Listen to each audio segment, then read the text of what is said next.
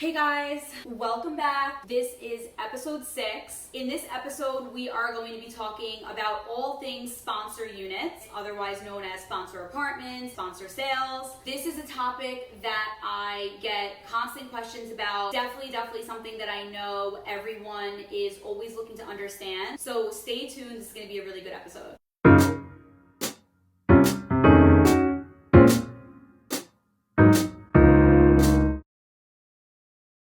Welcome back to my real estate investing series. In this episode, we are going to be talking about all things sponsor units. This is a unique type of property that requires slight differences to the purchase process than a regular resale, so we are covering everything here. So firstly, what is a sponsor unit? What is a sponsor apartment? What's a sponsor sale? This is an apartment that is being sold directly from a building developer or a building owner. It's different than a regular, what we call resale, because in a standard resale, the owner is an individual unit owner. That owner probably only owns one apartment in that building. Conversely, with a sponsor unit, you are dealing with the owner of the entire building or the developer of the entire building. When I say developer, that mostly applies to new development projects. A sponsor unit can be in a brand new ground up development project, which means that the building wasn't there before this apartment came on the market. And that's what you're ultimately purchasing, a brand new apartment in a brand new building. There are also sponsor units that are in older buildings. Maybe it's a top to bottom renovation. Other times, a sponsor unit could really be in an older building that didn't have anything special happen to it recently, but the sponsor, who's the owner of the building, was holding on to some of the apartments for whatever reason. And now that sponsor is ready to sell the apartment. So maybe they were renting it out, or maybe a building goes from a rental building to a condo building, and now all of those units are to be sold at once. So there are all different reasons why a sponsor would be selling an apartment, but ultimately what you really need to know is that you're buying an apartment from a business, essentially. You're buying from an entity versus purchasing from an individual person who you might get to know on a personal level. That's really the difference. The purchase process for a sponsor unit is very similar to the standard resale purchase process, which I covered in episode 5. So if you haven't seen episode 5 yet, which is the episode right before this one, you might want to go back and check that out and then come back here, because in this video, I'm really focusing on the differences in the purchase process specifically for a sponsor unit. So we're covering that as well as some of the typical watch outs and things you need to know when looking at sponsor apartments. Let's talk a little bit about the pros and cons of sponsor apartments. So to start with the pros, oftentimes, like I mentioned before, a sponsor apartment is usually newly renovated. Whether the building is old or new, whether it's a ground up brand new building or a building that's been in existence for a while, usually when a sponsor is ready to sell the apartment, they go ahead and they renovate it before offering it for sale. So very often you're looking at an apartment that has been newly renovated. Of course, the quality of renovation is going to differ from building to building. You might be looking at a luxury brand new development or a luxury renovation that has premium finishes, or you might be looking at a more basic building that just did the bare bones to consider it new and refreshed and ready for sale. If you're looking at a brand new development that is still under construction, a pro for the sponsor unit is that sometimes there is actually an opportunity to do customization on the unit. So sometimes the developer might be offering a choice for you. Maybe there's 2 different color schemes that you can choose from. Sometimes if you want a closet added or maybe a specific type of closet build out in one of the rooms, you can sometimes ask for a customization like that to be done if the apartments are still very early in the stage of construction that would allow for that to be done, and if the developer feels like there is room in the timeline and with their resources to be able to accommodate you. Another pro of the new developments and sponsor sales is that there is no board approval needed.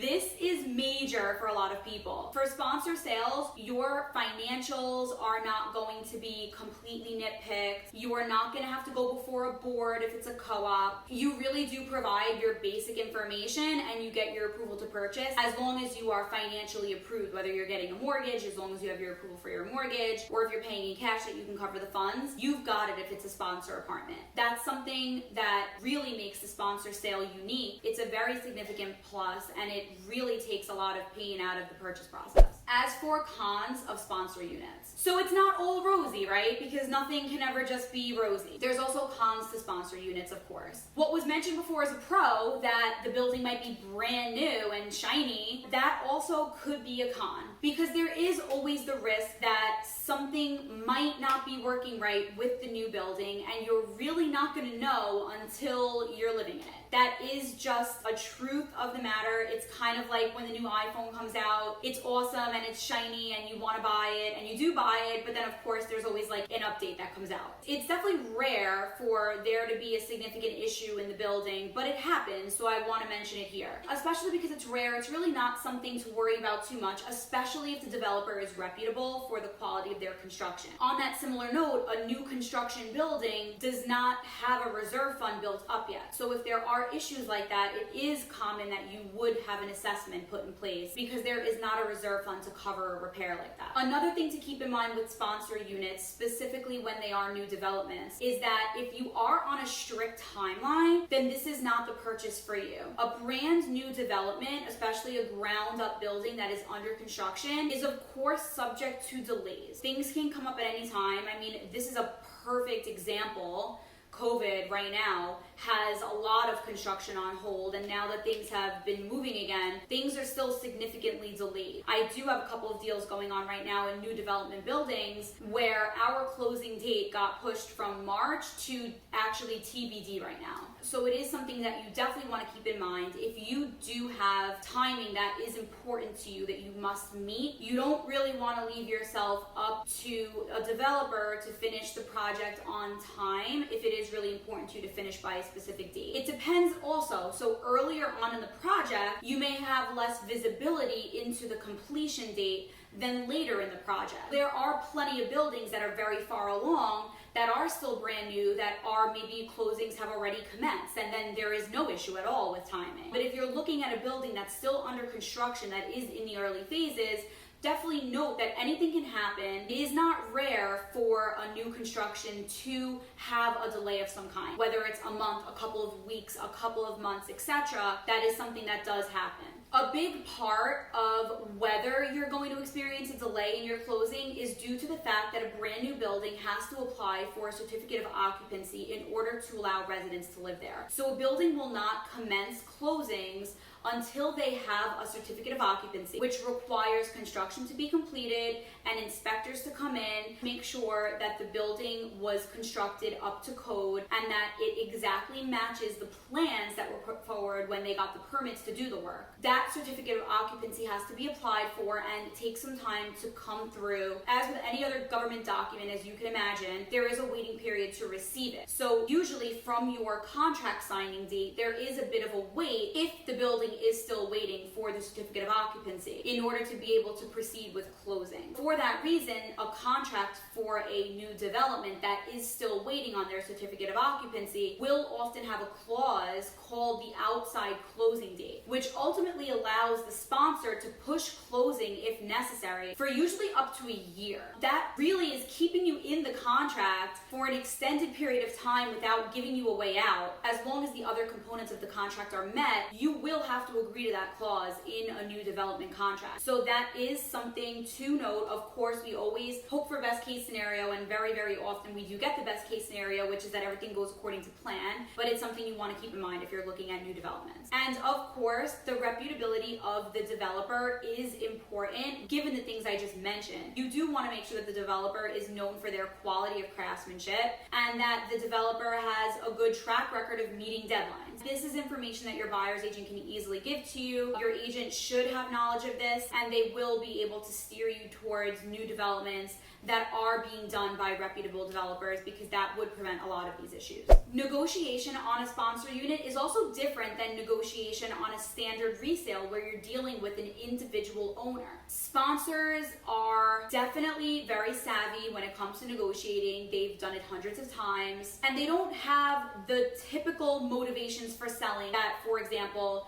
an individual unit owner would. If you're looking at a typical resale that is just a regular ordinary person that just has this one apartment that they're looking to sell, maybe they have reasons for selling. Maybe they're at retirement age and they are looking to offload this property and ultimately move to Florida where they can move into the next phase of their life. And they're looking forward to that. They may end up being more negotiable because they have a reason that they're looking to sell. They want to get out. Conversely, when you're dealing with a sponsor, this is someone who sells these apartments for a living. So they're more focused on their bottom line than anything else. They've learned over the course of doing their job to completely remove their emotions from the transaction, and therefore they are very strict negotiators. It definitely is more difficult to get a sponsor to agree to certain contingencies that you might want in the contract or certain accommodations than it would be to get a typical individual seller to align on. But everything's of course possible. There are higher closing costs when you're closing on a sponsor apartment usually. The standard practice in New York is that a buyer who's purchasing a sponsor unit will have to pay the closing costs of the sponsor. So in addition to your own closing costs, you are also expected to pay the New York City and New York State transfer taxes on the apartment, which equal about 1.825% of the purchase price. Those are typically incurred by the seller in a normal transaction, but since this is a sponsor transaction, that cost is put onto the buyer. Additionally, the buyer is expected to pay the attorney fee for the seller, which can go up to around a few $1,000s, as well as some nominal recording fees. These are things that I'm going to get to later in the video about points of negotiation, but it's something to know that is expected of a buyer in a sponsor sale. With any brand new project, there's always an element of risk, right? And given your knowledge of how risk averse banks are that I've gone through in previous episodes, as you could imagine, when looking at a new development specifically, banks are going to be looking very closely at this project. Banks often have something called a pre-sale requirement, which means that if a building is new and it's not occupied yet, the bank wants to see that the building is a certain percentage sold, whether it be in contract or closed units, before the bank is going to be comfortable lending in that building, essentially granting you a mortgage in that building. So in a new building that is just starting off in its sales, they are going to have a couple of lenders who already have the building approved. You can easily get a mortgage with these lenders that already are aware of the project and already have it approved in their system. In the beginning of a building selling off, those are the only lenders that you're going to get to do a loan in the building. So that's something that you just want to keep in mind. Once the building gets to that percentage point, usually it's like 40 or 50% being sold off, then all of the main banks are going to be perfectly comfortable granting a loan in the building. So if you are coming in to purchase within the building, after it's already halfway sold off, you're not going to experience that issue and your lender will be just fine lending there. And of course, at any time, whether it's the beginning or the end of the building selling off, you can always pay in cash. No one's ever going to tell you no to that. That pretty much wraps up the pros and the cons of sponsor units at a high level. The details that I'm covering in the rest of this video are going to speak to the above items that I just mentioned, and the information that you'll get out of this video will give you more ease, especially with relation to the cons that I did mention. And ultimately, just know that a sponsor unit does make an excellent investment. You just want to make sure that you're looking at the right one. In fact, when I purchased my first apartment in the city, I did purchase a sponsor unit, and I absolutely love it, and it was a very easy purchase process. I'm very much in favor of looking at new developments and looking at sponsor units. You just really want to know exactly how to negotiate with them, and you also really want to know things to look out for. Okay. So we are ready to talk about the typical purchase process for a sponsor unit. Right from the beginning, the way that you view the apartment might be different than the way you would view a regular apartment. If the building is a brand new ground up construction that's still under construction and the actual apartments aren't complete yet, the developer will set up an off-site sales office where you can go in and get a feel for what the building is going to look like. They'll be able to show you all of the floor plans. They'll be able to show you the finishes. They often have a model apartment set up so you can go in and walk through an apartment and really feel like you are in the exact apartment that you are ultimately looking to buy. All of the finishes will be accurate to what they plan to put in the building itself. The floors will be accurate. The countertops, the backsplashes, everything that they can get to be specifically unique to the building, they will do in the model apartment. They will be able to show you mock-ups of what the common areas look like. They'll be able to show you pictures of what your view is going to look like outside of the windows based on which units you're looking at. So you really do get a good feel for what the experience is going to be in the real thing from the model sales office. Most people do really feel comfortable after seeing the sales office making an offer and proceeding with the transaction and committing to purchase just based off of what they're seeing in the sales office. Once you decide on the unit that you like, you will proceed to the offer and negotiation phase, which is very similar to the offer and negotiation phase in a regular resale. It usually takes a few days to a few weeks to come to a meeting of the minds. With sponsor units, it can take a little bit on the longer side because, again, you're dealing with a sponsor. You're negotiating with an entity who often is less personable. They might not be as immediately responsive as a typical individual unit owner would be. So really, patience is key here for this phase, and of course, strategic negotiation is extremely important. I'm going to tell you about how to negotiate on sponsor units. This is very different than how you would negotiate on a regular resale. There are a lot of things that you would want to keep in mind that usually are not even on the table in a regular resale purchase. When you're looking at a regular resale purchase and looking to negotiate, you're usually looking to make a connection with the unit owner. You're looking to find out what their individual needs are, why they're looking to move. A smart negotiator is going to speak to those needs when it comes to the type of offer you're looking to put forward and the things you're looking to offer that seller. It's different, of course, with the sponsor unit when you're dealing with negotiating with an entity. You really need to look at the developer as a business owner who is looking to sell these apartments for the highest possible price. And I know that every apartment is always looking to sell for the highest possible price, but this person is doing it for their career. This person takes great pride in showing that they sold out their building at full asking price, every single unit. Just how you might look towards a certain job title or a certain accomplishment or award that you might receive in your career, and just as important as that is to you, that is how this developer feels at selling out a building at full asking price. That is a huge accomplishment in that industry. Additionally, the developer employs a real estate company to market the property and sell the properties off, and they have the same goal. Their success is measured by how many deals they were able to get into contract at full asking price. So this is really what you're stacked up against when you're looking to negotiate on a sponsor unit. A lot of developers also have some money that they have as buffer room to hold on to a unit and let it sit on the market until a buyer comes through willing to offer their full asking price. It's not always a desperate situation where they're looking to sell as soon as possible. Another thing to remember is that if they discount a unit for you, that is a precedent that has been set for every apartment that follows. Once people can see that an apartment went for below asking price, they're going to expect the same thing for their deal, and it's going to be more difficult for that developer to hold their own and make sure that they're not devaluing their building. It's just another reason why it's more difficult to negotiate on these. It's all the more reason why you really need to arm yourself with the information to know how to negotiate these types of units and ultimately work with someone who's going to be able to properly fight for you as well. And of course, with any sponsor sale, some units are always going to be more negotiable than others. Certain buildings and certain projects are going to have very different situations,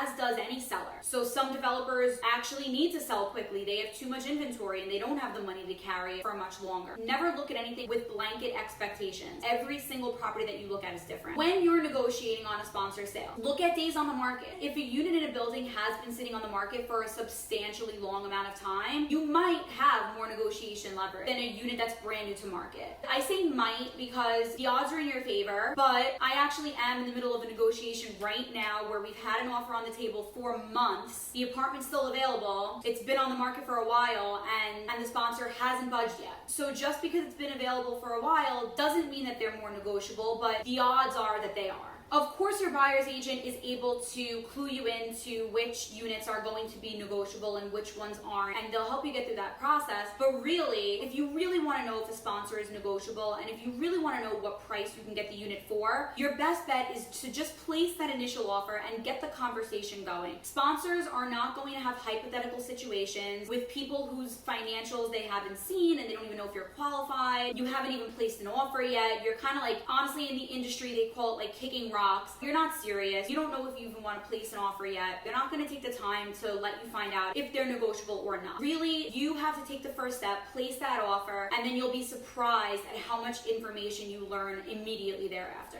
Your goal as the buyer and the goal that your buyer's agent is going to have for you is to get the biggest possible discount that you can on the property while appealing to the developer's desire to be able to record the highest possible purchase price for the unit. Given what I mentioned a little bit earlier about pre-sale requirements with banks, if you do catch a new development building in that early phase where they do have a limited number of banks that are willing to lend in the building, you do often have a little bit more negotiation leverage there because the building is looking to get to the 50% sold mark in order for other lenders to be able to approve the building, which would ultimately bring much more buyers to them. They almost need you more than you need them at that point. The way to succeed in negotiation on a sponsor unit is you want to negotiate on as many things as you can that are not the purchase price. So here are examples of things that you would want to negotiate on. I will always still put an initial offer forward that has some money shaved off of the purchase price. I just think it's stupid not to. Although as a buyer, you do want to be prepared to hear that you will need to possibly come up in that price. Always have your expectations set properly, but of course, always try to get the discount. Things that will negotiate are closing costs. So as I mentioned earlier in the video, when purchasing a sponsor apartment, something that we always will attempt to negotiate is having the sponsor pay the New York City and New York State transfer tax, which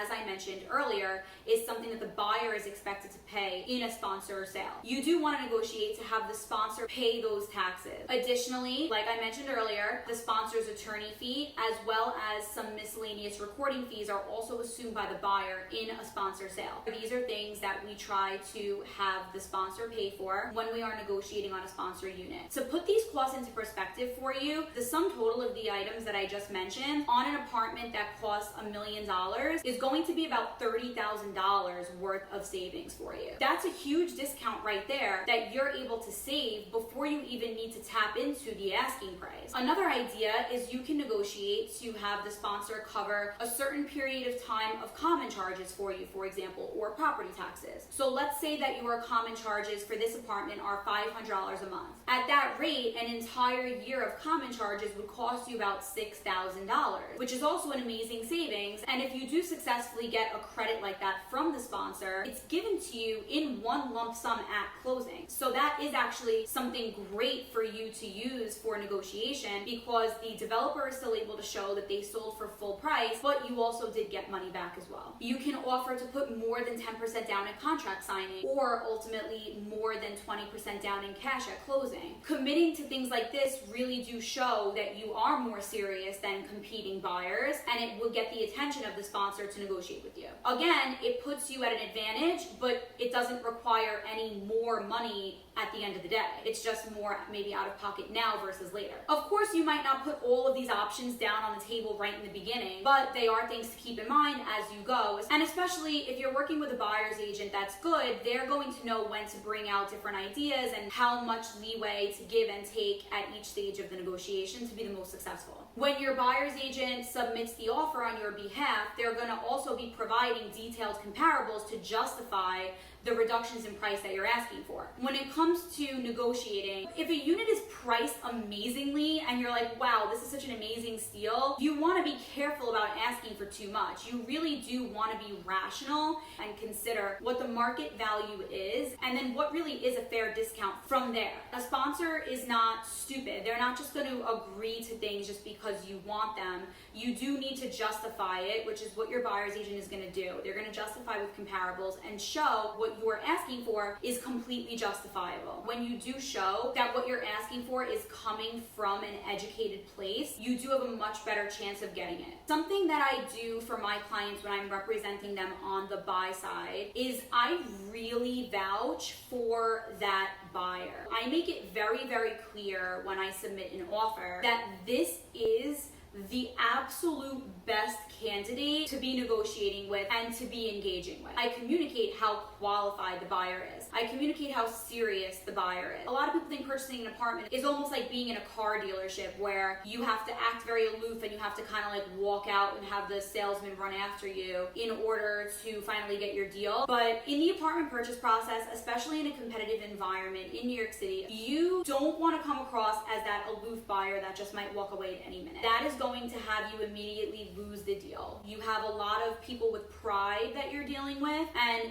they are not going to have patience for that type of behavior. In all honesty, you really do want to show that you're genuine, especially if the buyer has agreed to hire an attorney or a mortgage lender that I recommended to them, that I know that is not going to be unnecessarily problematic, creating issues for us that don't need to be there. I do communicate that to the seller side, and I let them know I've closed a dozen deals and this attorney worked on them or this lender worked on them. This is a well-oiled machine. You have here a team with excellent communication that knows what they're doing. We know what to look for. We know what's worth putting a deal in jeopardy for, and we know what's not worth it. And that is immensely valuable to a sponsor who really is looking to know that their buyer is not going to flake before the contract signing or walk away and become unresponsive. That's immensely valuable to the sponsor to know. And finally, you can inquire about things like a purchase CMO, which you might not be familiar with, but your buyer's agent and your attorney can explain to you in greater detail. But it allows for you to save some costs on the mortgage recording tax if it's applicable, and if the pieces of the puzzle fit the right way to have it apply to you, then it's a great way to save more money. Once you and the sponsor have a meeting of the minds, your attorney now receives the contract and starts the review process for you. Just the same as in the resale, they're going to be reviewing building documents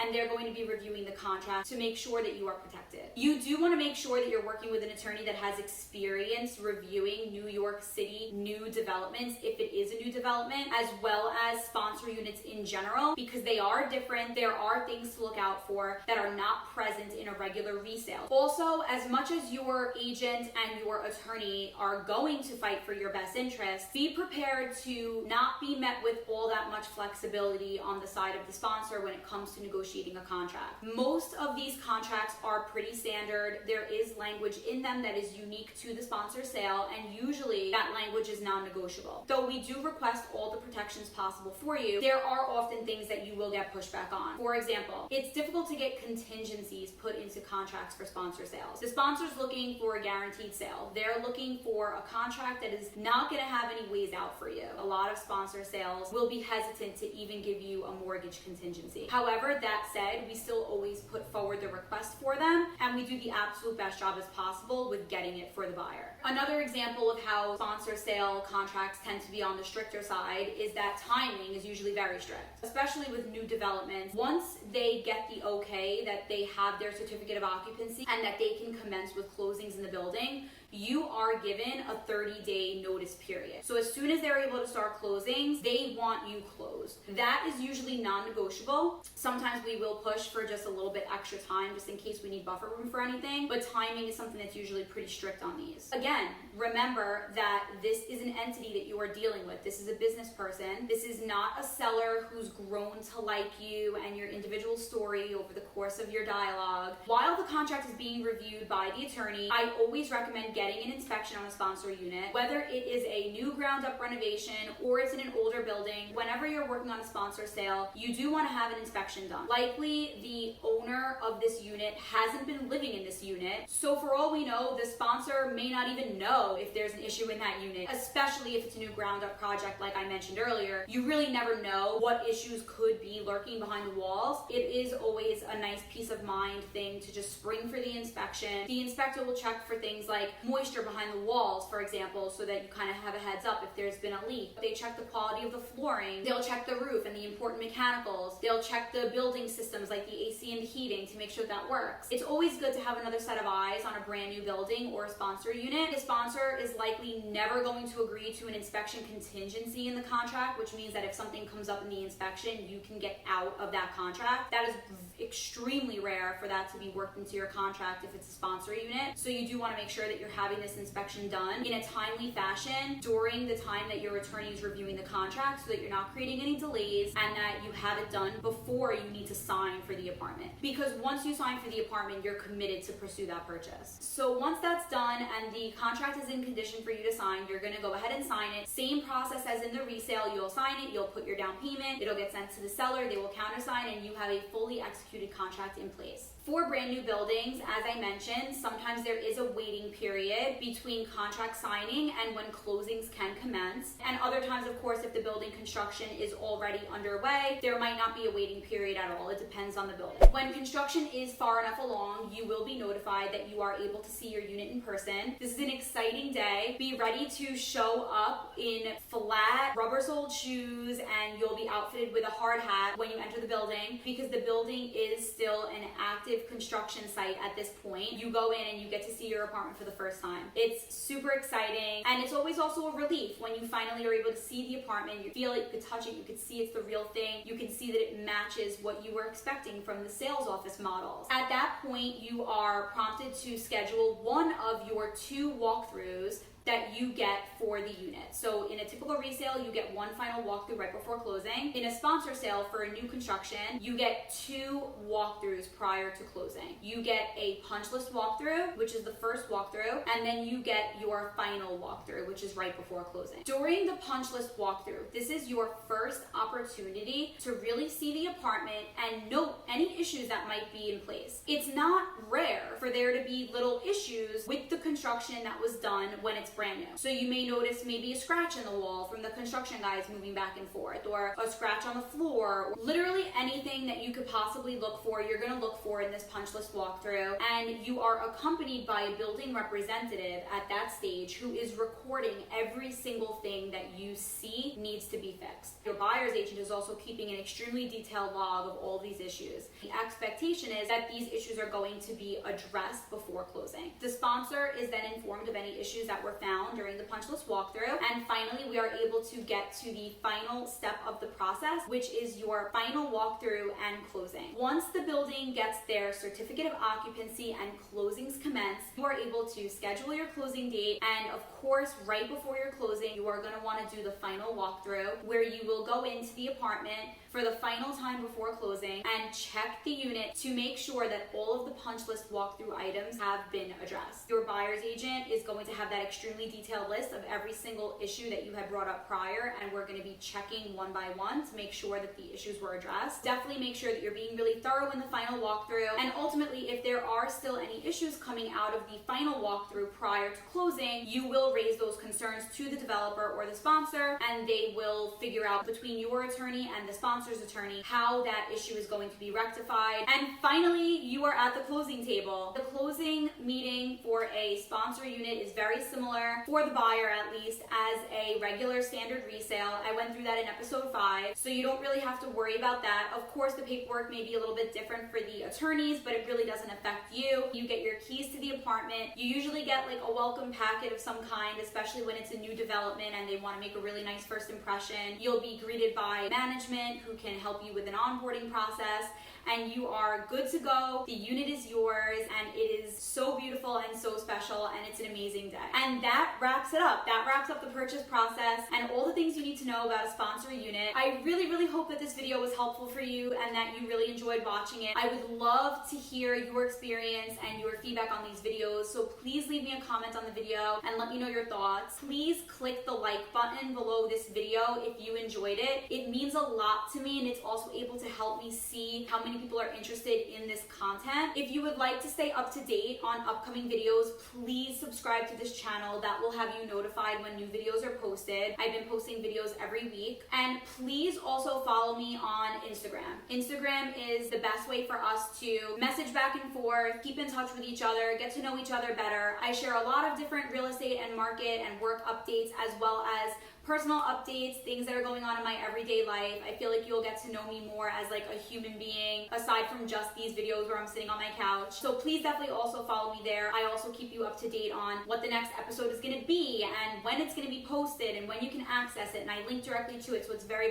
easy for you. And of course, If you would like for me to represent you in your purchase, I am here for you. I'm never too busy for new clients, so please never hesitate to reach out to me. You can email me at any time. My email address is christina.cremidas@element.com. I am fully available to you guys, happy to answer any questions that you have. It's also been so cool to see how many of you have already reached out to me with questions about your purchase or asking for some cool investment units that I can send you for you to take a look at, and even to represent you as your agent. I am here for you, of course. Thank you so much for watching. Despite the crazy, scary world we are currently experiencing, it is amazing to see there are so many people here who are watching these videos who are like-minded, who are looking to set themselves up for success in the future by purchasing real estate now. I love you guys so much. I really hope that this series has been helpful to you so far. Thank you so much for being here. I will see you guys next week on episode 7, or if you follow me on Instagram, I'll probably see you in 5 minutes.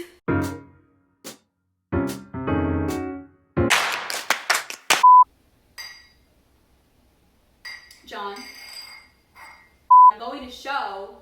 Okay, I didn't get him this time, but the next time he messes with me, I'm going to take footage of him trying to sabotage my videos. Alright, back to regularly scheduled programming. Now, John! I didn't even know that the doors in this apartment squeaked. Like, what are you doing? John, seriously? I run out of memory for this thing and it stops recording on me again. What?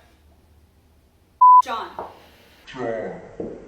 No one finds you funny. Like, seriously, stop.